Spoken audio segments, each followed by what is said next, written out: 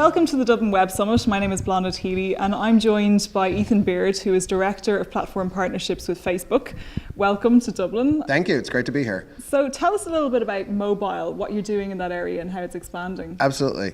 Mobile is obviously very, very important to Facebook.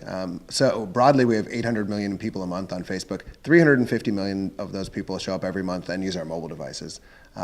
So we're increasingly seeing more and more people accessing Facebook through mobile. Some of the things we've announced recently actually is we've taken Facebook Platform, which is how third parties build applications on top of Facebook, such as the games that you play. We've actually extended that platform into mobile.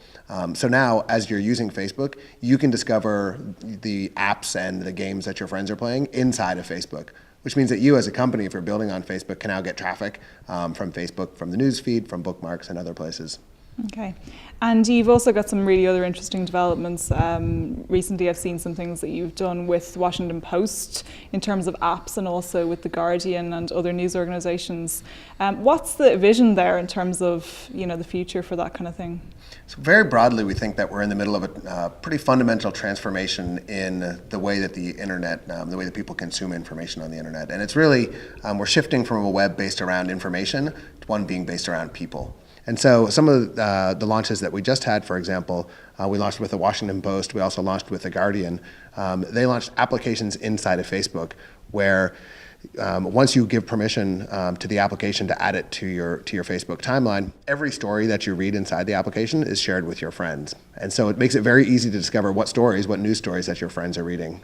They've experienced great growth. The Guardian actually in under a month got to 1 million users in their new application. So Timeline is obviously a very exciting development for Facebook. How is that going to evolve over the next few years? What can we expect from it? So Timeline is an entirely new design of the Facebook profile page.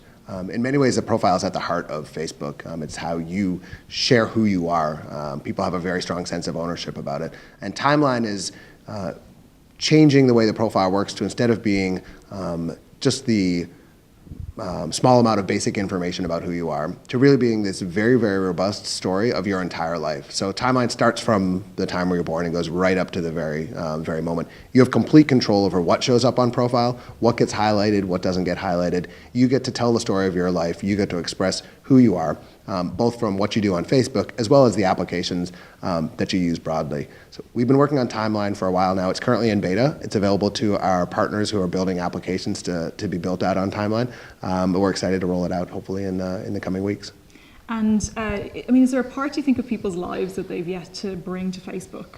Or is there a part of it that you think is still to come? In many ways, what we've been doing for the first 5 years or so of Facebook's life is really wiring up and connecting all the people. And now that everyone's connected, we have this great opportunity to build really interesting and compelling social applications and experiences that really reside on top of the social graph, on top of this connection. So we think we're just at the beginning.